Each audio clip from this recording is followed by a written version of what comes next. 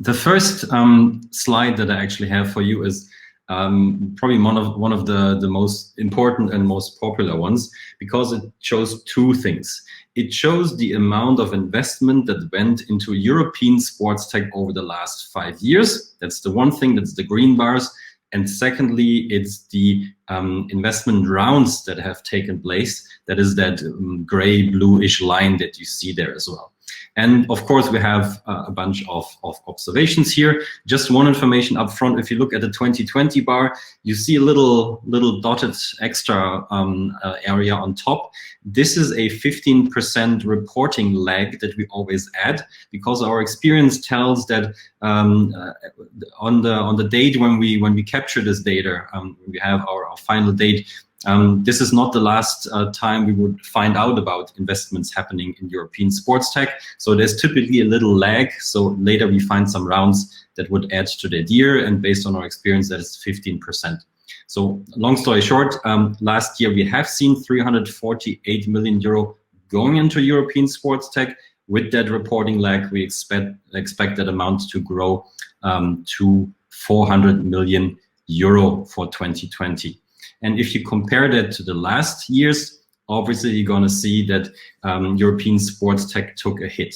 While we had a steady growth, and interestingly, 2016 and 17 were somewhat similar. Then we had a big boost in 2018, which was kept up in 2019. Unfortunately, of course, COVID-related, 2020 was not the best year for sports tech in Europe.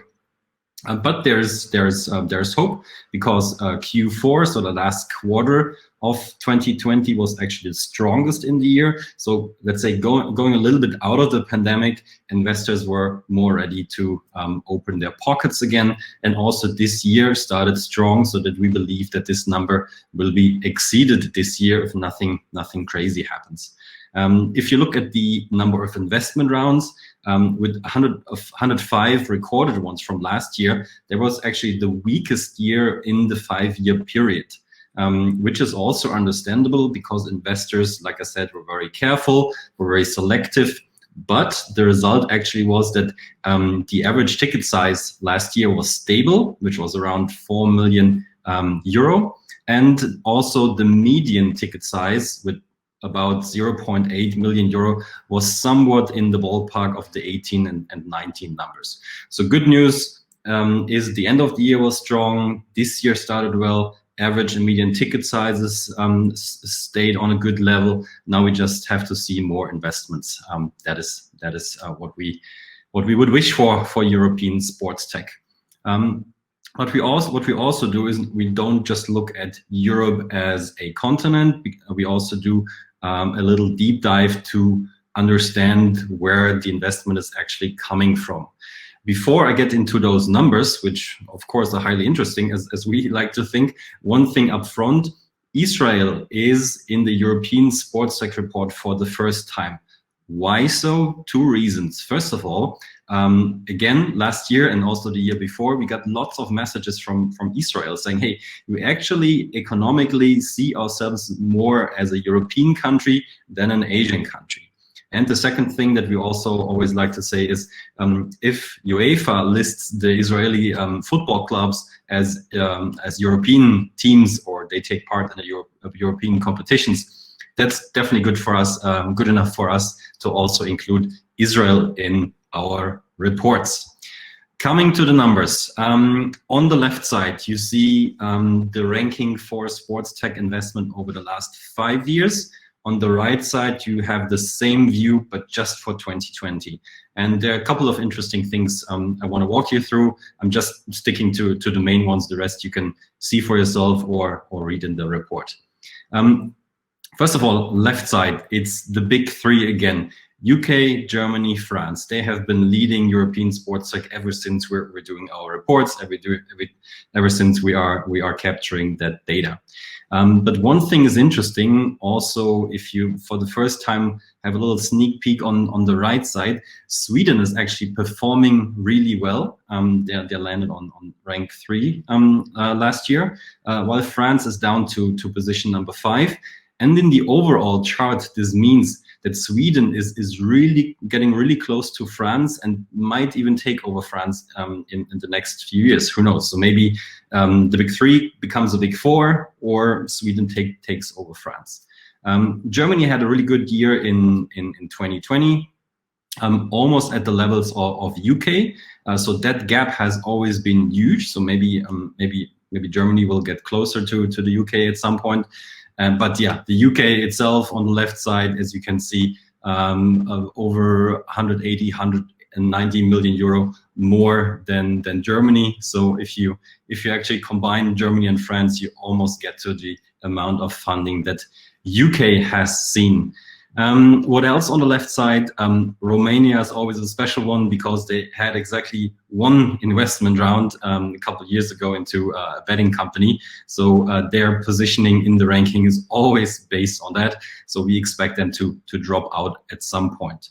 What else did we observe? The Nordic countries are doing really well. Sweden, I already mentioned. Finland climbed to position number 7. Norway climbed 7 positions to number 10. And Denmark is also an interesting sports tech country, but dropped out of the top 10 compared to last year. Looking to the right side, only 2020. Like I said, the ranking very similar. Germany closing the gap to the UK. So the big question is, does Brexit impact the rankings in any way? We don't know, could be a factor.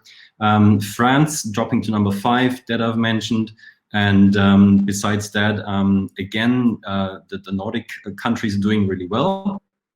And then we have Spain, which is an interesting topic, because Spain is actually ranking on position number 4 when it comes to the amount of startups.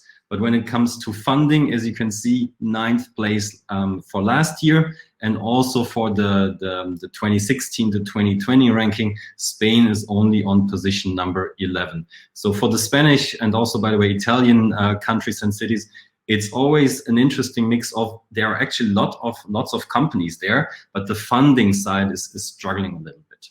And one last thing before moving to the other or the next chart, what I also find really interesting is the last column in the 2020 view, which is the share of top deal view. For example, let's go to position number 4, Finland. Finland is on position number 4 because of one investment round. So 100%, or the top deal in last year led to 100% of the funding for Finland. That is Ura, by the way, who yesterday announced a 100 million investment round. So Finland is gonna climb the ranks for this year, I think. And you see a bunch of other countries as well: Israel, Norway, Turkey, all very much depending on one big deal. On the contrary, UK, also Germany, France, Ireland, Spain, there it's a bit more distributed. It's not so dependent on just one big deal. All right, that's the most important thing most important things to mention on this slide. Now it is poll time. Soon you should have a poll popping up. I'm gonna publish that one. So now we're coming from countries to cities, and I would like you to take a guess. And the guess would be, on which rank did Paris land in the cities by funding in 2020 chart? Yeah. So we're gonna look at cities by funding in 2020, last year. What do you think, which rank did Paris land at the end? Is it rank 1, 3, 5, or maybe even very low, rank number 10? Make your guess. I will zip my cappuccino in the meantime. Shout out to Ron. He brought a fabulous pack of beans all the way from India. Really good coffee and cappuccino. Coming back to what actually interests you, you have made your bets. So you think they landed on rank number 5. Look at the right chart. Where's Paris? Believe it or not, Paris, one of the big cities in Europe and always leading in sports tech, dropped to rank number 10 last year. We were very surprised. If someone out there of you has a deal that says the contrary, please let us know. We did proper research, as always. We did not find more than 11 million euro investment. One thing important always to mention is we don't include undisclosed deals. I mean, we count them, but we don't know the amount. So we know about a few really big undisclosed deals, for example, one football or urban sports club, but we cannot include them because we don't know the official amount. Coming back to this overview, let's start with the left side again first. Cities by funding over the last 5 years. And again, London is far ahead of everybody else, London/UK. So London is still clearly the leading #1 city in European sports tech. Then it's Bucharest, based on this one deal that we have seen in the betting company Superbet. So again, they will probably drop out at some point. Also, if you look at the rank by number of startups column, Bucharest is on position number 57. So there are not many sports tech startups in Bucharest, but one really successful one. Other than that, it's not too much surprising stuff there. Stockholm doing really well based on a really good year 2020. So here Stockholm is already in the top 3. Paris dropped out of the top 3 based on Stockholm's success. And then the German cities, Munich and Berlin, they're always battling for the #2 spot. But that's special about Germany. I think it's the only one of the big countries in Europe that has actually 2 sports tech capitals. With UK, it's very much focused on London, and with France, it's very much focused on Paris. So that is an interesting setup in Germany there. What else can we say? Yeah, Paris has the second most amount of startups in Europe, right behind London. And then we always have to mention, like on the slide before, Barcelona and Madrid. They are ranked #3 and #7 when it comes to the amount of startups. But when you look at the funding amount, like I said before, they're struggling. They end up at an unbelievable position of 38 and 21. So really odd ratio there, really strange. What else there? Yeah, the Nordics also represented with Ulu, Dublin, actually really strong, climbing 3 ranks, and 2 Israeli cities also in there. If we come to the right side, just based on 2020, yeah, the most important thing is probably again that we have a huge volatility there. If you look at the share of top deal column again, it's Berlin with 90%, Ulu with 100, Munich above 90, Petah Tikva 100, Nottingham 100, Oslo 100. So lots of cities that are very dependent on actually just one well-performing company there. There are a couple of cities like the German cities or the Nordic cities that keep themselves in that ranking, even though it's always just one deal. But yeah, dependency is very high. One last thing to mention for that slide, when it comes to the number of deals that is not mentioned on here, London is far ahead with 185 over 5 years. Then comes Paris with 53, so not even a third. And no other city has more than 45 deals actually. So just by the number of deals, London and Paris are leading the race. All right, taking a deep breath after the geographical view, let's have a look at the sectors and subsectors. For those of you who don't know our sports tech framework, a couple years ago, we set up this framework in order to be able to speak about sports tech in a structured way with a common wording. And the outcome now is that we have structured sports tech into 3 big sectors. So if you look at the circle on the left side, these are the 3 sectors. Number 1 is for athletes. So all the solution that one who is working out, doing sports might need. So for the athlete, and as we always say, according to Bill Bowerman, Nike founder, everybody who has a body is an athlete. So it's not just the elite ones, it's also the recreational athletes like most of you and definitely myself. Then the second sector is for fans. So everybody who goes to the stadium, goes to an event I don't know, in the bar, to a race, watching football at home, on their mobile phone, whatever. So the consumer, or solutions for the consumer of sports. And that, by the way, also includes fantasy sports and betting. And the third category is solutions for the executives. So the guys and ladies out there who are managing clubs, gyms, stadiums, events, and all those kind of things. And if you just look at that circle on the left side, you see a somewhat equal distribution, not entirely, because for athletes is clearly dominating with over, or let's say roughly half of the investment going into solutions for athletes.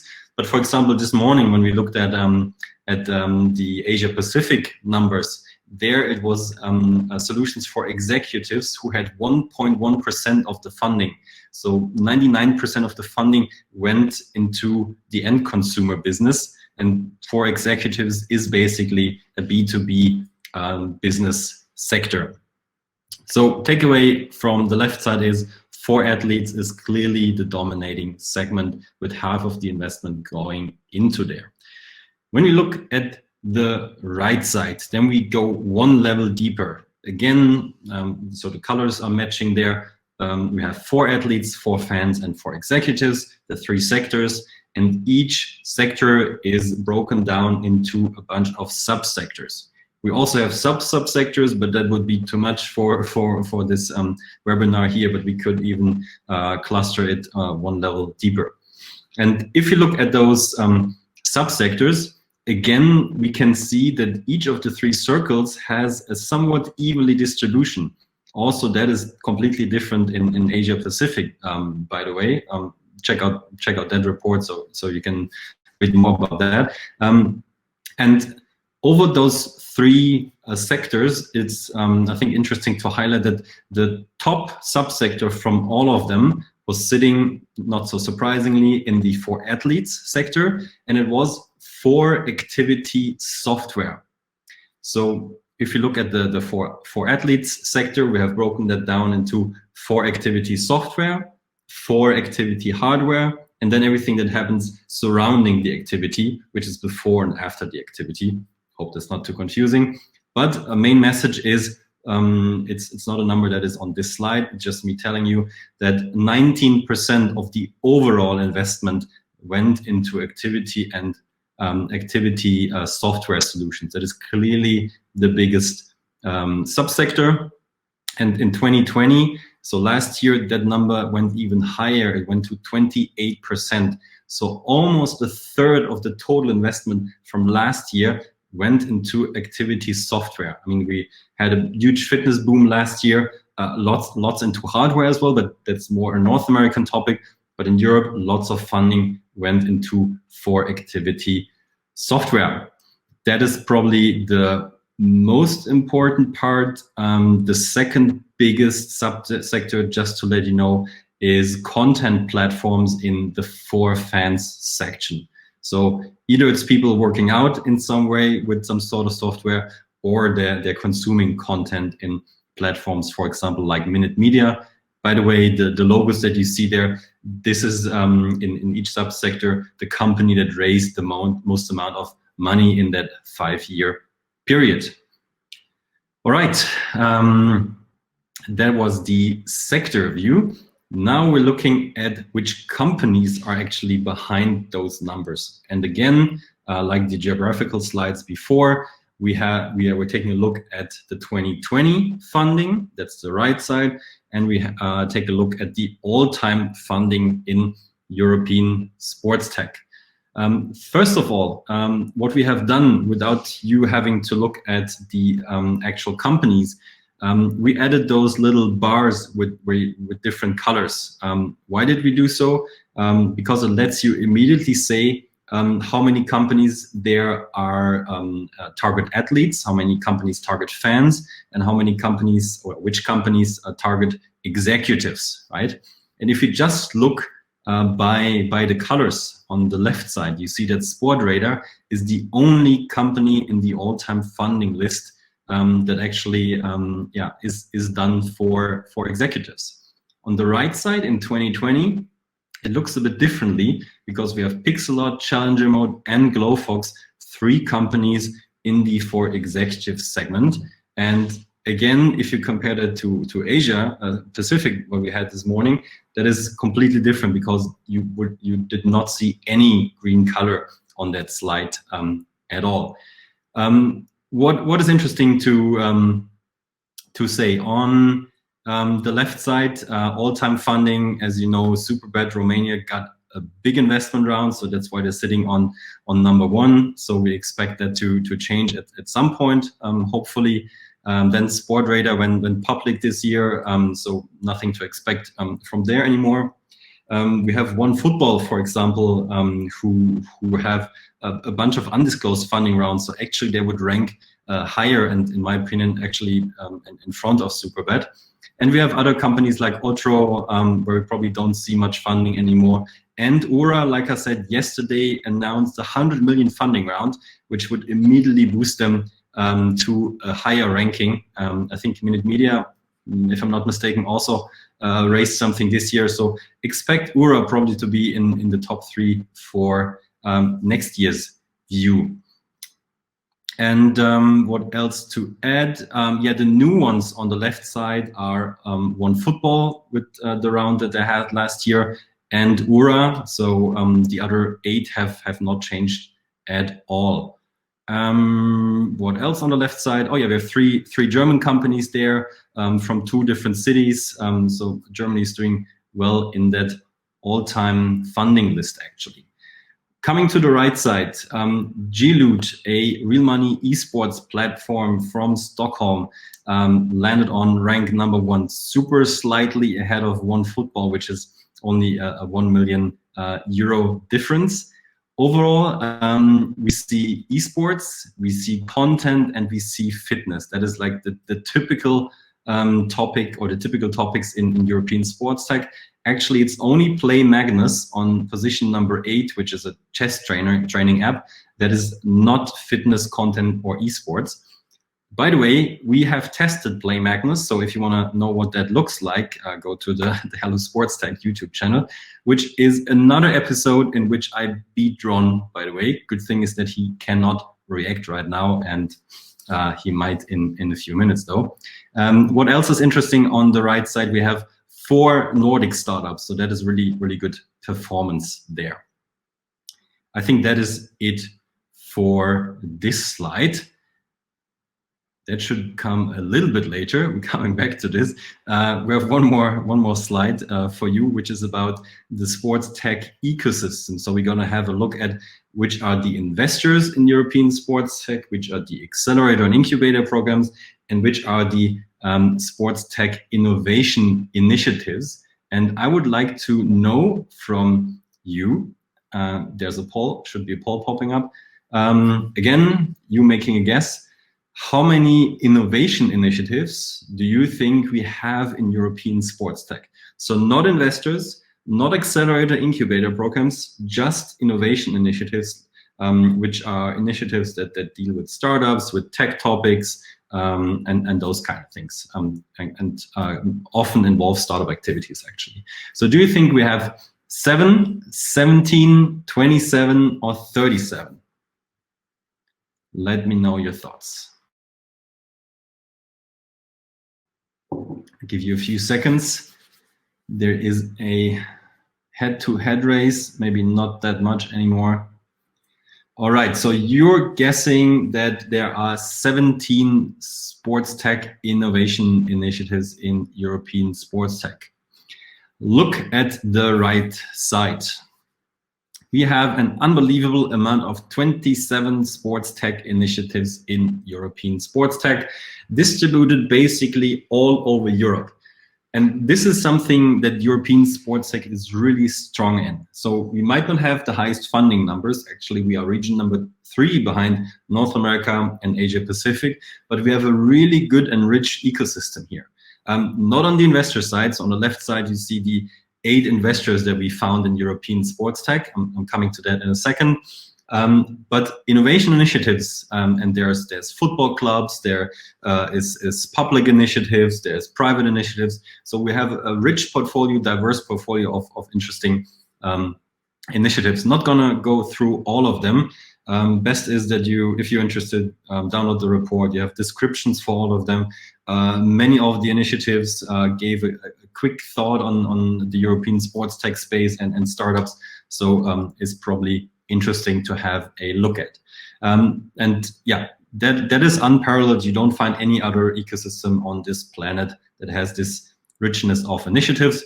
Also with programs, we have, let's see, 12 accelerator and incubator programs in European sports tech, and there's at least one other one, the Move Well Accelerator, with participation of Decathlon starting this year. So we're actually at 13. Hope that's a lucky number. So also lots of offerings there. One that we're looking forward to is the new We Sport Up one in Rome, with involvement of Startup Bootcamp. First time that Startup Bootcamp is doing a sports-related accelerator in Europe. Not everything is finalized yet, but they should start this year. One last thing for this slide is the investor part on the left side. There we're struggling a little bit. So if you want to check it out later when we talk about North America, we have so many interesting and cool investors and also VC funds in North America. In Europe, we're struggling a bit.